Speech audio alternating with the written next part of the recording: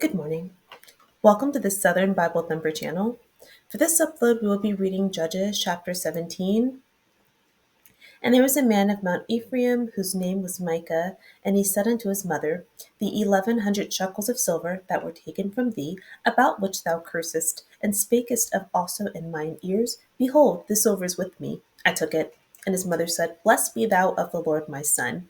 When he had restored the 1100 shekels of silver to his mother said, I had wholly dedicated the silver unto the Lord from my hand for my son, to make a graven image and a molten image. Now therefore I will restore it unto thee.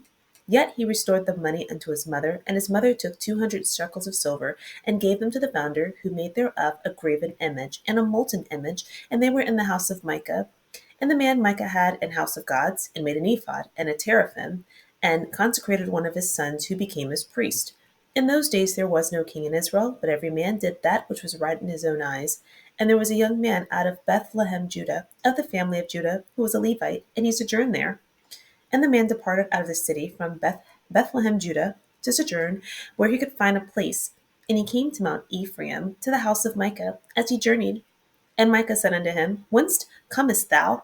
Then he said unto him, I am a Levite of Bethlehem, Judah, and I go to sojourn where I may find a place.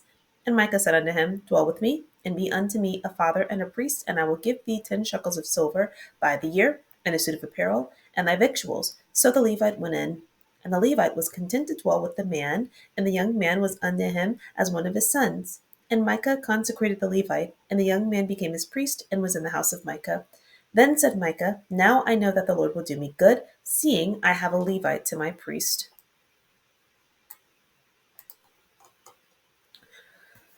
So to summarize Judges chapter 17, Micah stole money from his mother, and his mother was complaining about it. Micah tells the mother that he stole it and that he returned the money to her. So in verse 3, she says, I'm going to dedicate some of the money that you gave me to make a carved image and a molten or metal image or a graven image. So these were specifically forbidden by God earlier in the Bible. But when we get to verse 6, there was no king in Israel, there was no leader, so everyone did what was right. So Micah stole money from his mom, returned the money. His mom took 200 and a had images created, and these were just like physical, their gods, their household gods, their shrine, their physical representations of a deity that are made by humans, forbidden by God specifically. So it says Micah had a shrine, and a shrine is a niche containing a religious image. The closest, these are some of the examples used here, but the closest comparison in Christianity would be a prayer closet. And it's a Southern tradition. If you have a prayer room that you go in to pray, but the difference is, as a Christian, we don't have any physical representations or anything tangible that represent God that we would pray to or look at as God. So even though the cross is like a representation of Christianity, we wouldn't pray to the cross. We wouldn't pray to a dove, so on and so forth.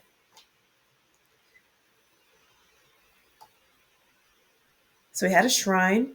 He made an ephod. An ephod is a priestly garment. And then a teraphim is, it's saying here, an image of a household god.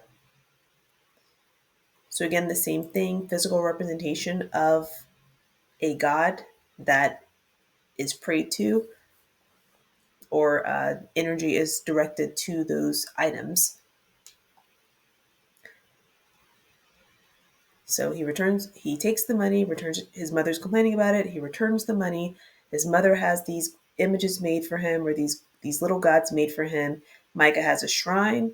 The items went into the shrine, and then we are told there is no king. Everyone did what was right. And then this verse 7 begins another portion or another part of the story. There was a young man of Bethlehem in Judah. So there's just some guy, and it says he was a Levite, and he was traveling where Micah was. So Micah asks him, like, where are you from? The guy tells him he's a Levite and he's trying to find a place to live. Micah says, hey, well, stay with me because, I need a priest. And he said he'll take care of his money and his clothing and his food. So the Levite went in, and the Levite was content. Micah ordained him. And the Levite became his priest. And then Micah said, now I know the Lord will prosper me because I have a Levite as priest. I also wanted to point out that he ordained one of his sons in verse 5 to be his priest. So knowing in verse 6 that there was no king, there was no leader for Israel, because if there was proper leadership, they would already know you're not supposed to be making any graven images. Also, this is sort of like, I would like to use a less vulgar word, but I can't think of it, a bastardized version of, God's laws, because Micah knows that having a Levite as priest is part of God's law, but for some reason it's lost in translation, or the importance isn't emphasized of having those graven images and a shrine. So his mother was in on it too. So apparently this is a generational thing where some pieces of what God wanted done wasn't emphasized. And so these other traditions are being incorporated into what Israel is doing. I've mentioned before, Israel is a foreign, they were enslaved 400 years. They left Egypt. They've traveled in the wilderness, and now they're in a foreign land. Canaan is not their native land. So adherence to God was necessary for them to be able to conquer and prosper, because these ancient religious systems were already in place when they got there. So in order for them to avoid being influenced, they needed to stick to what God's word said, but they didn't, and things are going to get progressively worse. I have read to the end of the chapter, and if you'd like to be disturbed and surprised, read Judges chapter 19, because I was disturbed with that. So that is all we have for Judges chapter 17. Thank you so much for watching the video. I love you. Have a wonderful day.